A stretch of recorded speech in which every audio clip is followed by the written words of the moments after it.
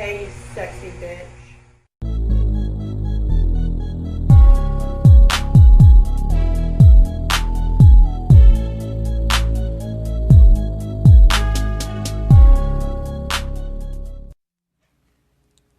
Hello everyone, Niall Fortner here. If this is your first time with us, we usually talk about movies, wrestling, television, music.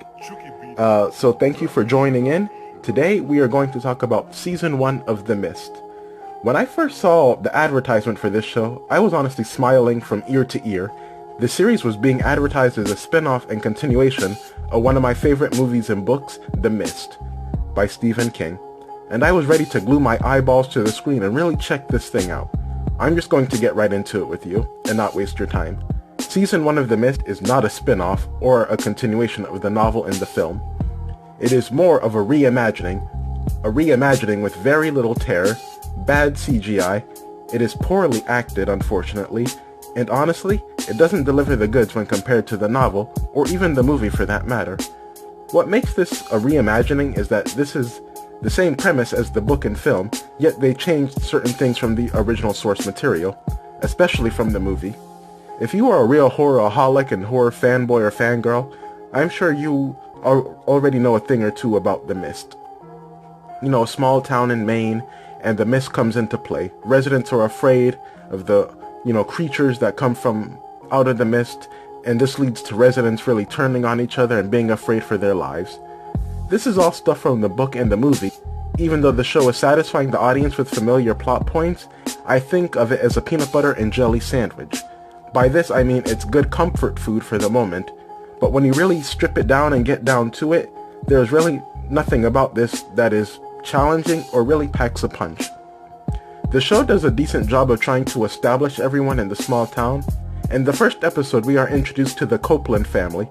Parents Eve and Kevin have different ideas on how to raise their teenage daughter Alex. Eve doesn't want her pretty daughter to go to a high school party celebrating the latest football victory with the handsome and hunky jocks because she fears something bad will happen.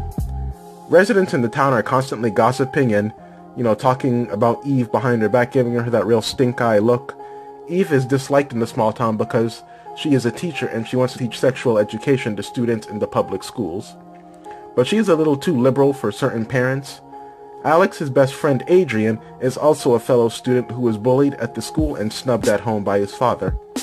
Kevin, the father, is our middleman, the character audiences can relate with, but honestly, I did not find Kevin that interesting of a character at all. Everyone is written somewhat well except for Kevin. We know all these details about everyone else except the character that gets the most screen time. I feel like we all know about him and he loves his wife. That's all we really know about him, and that he loves his daughter.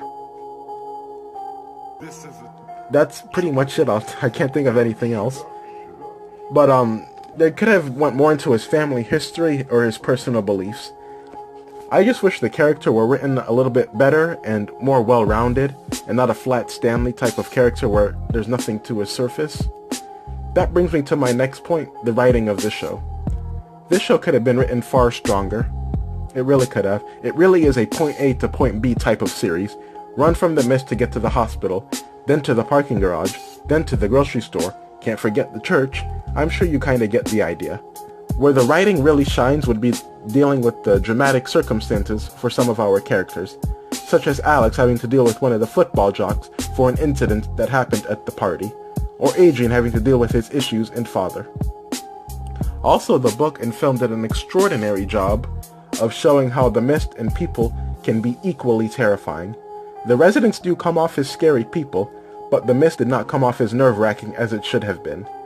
In the movie, if you are out in the mist for literally a minute, something is going to come down, swoop your ass away, and it will straight up kill you in a split second.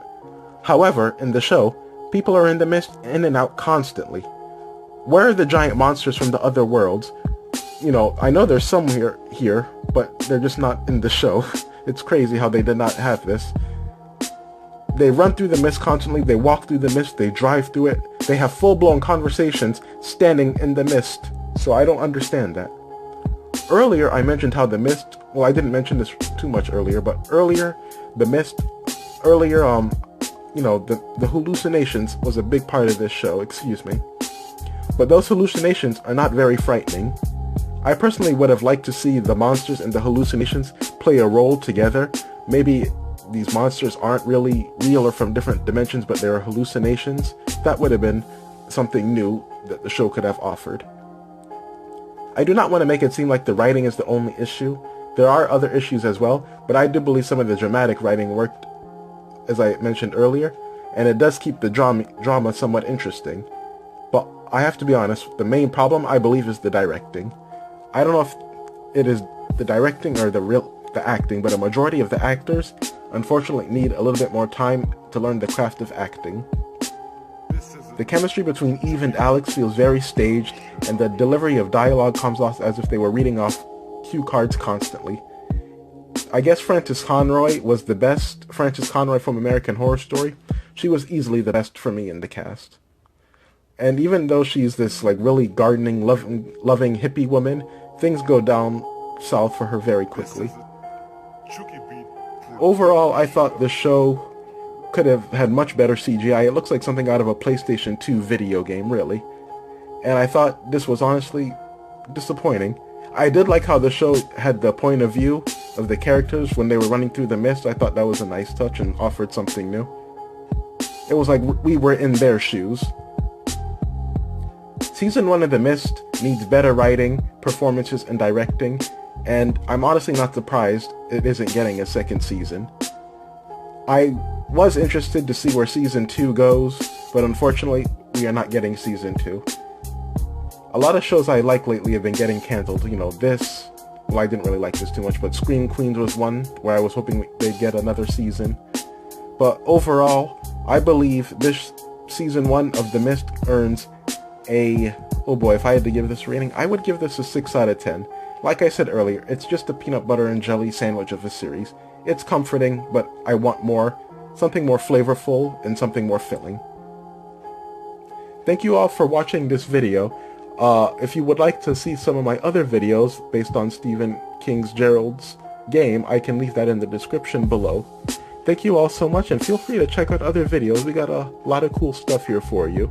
Videos that are honestly better than this one, and honestly, I'll hope you check more videos out. Thank you all so much, and I hope you all have a happy Thanksgiving, and just take it easy. The Mist is actually currently on Netflix. If you care to watch it, it's there, but I honestly think you can skip this series. Stick with the movie and the book.